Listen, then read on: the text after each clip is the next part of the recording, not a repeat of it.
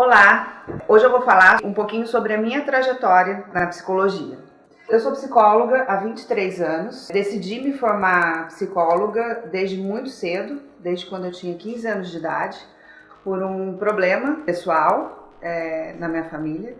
Eu conheci essa profissão, fiquei apaixonada e resolvi seguir esse caminho. E desde então, desde o início, desde o primeiro ano da faculdade, durante a faculdade toda, eu amava estudar aquilo que eu estava estudando. Me especializei em terapia cognitiva comportamental e fiz uma especialização para trabalhar com pacientes oncológicos. Eu atuo com a terapia cognitiva comportamental, uso algumas vezes os estudos de Jung. Mais recentemente, eu tenho atuado com as leis sistêmicas. As leis sistêmicas foram identificadas pelo Bert Hellinger, que é um psiquiatra alemão, e as leis sistêmicas são as que regem as constelações familiares. A cognitiva comportamental identifica as crenças que foram criadas ao longo da vida pelas pessoas, a partir das percepções que elas tiveram, e a partir daí criaram-se as crenças. E as atitudes que a gente toma hoje são referentes a essas crenças que a gente criou,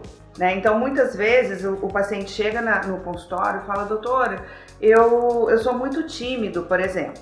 Isso me atrapalha nos meus relacionamentos, isso me atrapalha para arrumar emprego. E eu quero ver se eu consigo mudar esse meu comportamento.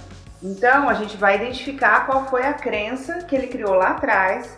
Então, pode ter sido, por exemplo, a mãe ter falado para o filho assim: filho, não faz isso. Isso não pode fazer. E não é nada demais, né? A gente falando assim, não é nada demais.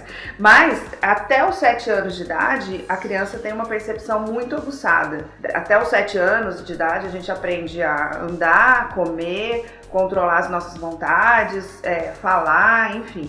Então, nesses momentos, quando a mãe, o pai ou alguém, outra pessoa da família ou próximo, fala alguma coisa, essa criança ela pode criar uma crença de que não vou fazer isso porque é errado. E aí, a partir disso, ela começa a se retrair. Ela não se expõe mais, ela não se comunica mais com tanta naturalidade como ela poderia fazer se ela não tivesse criado essa crença.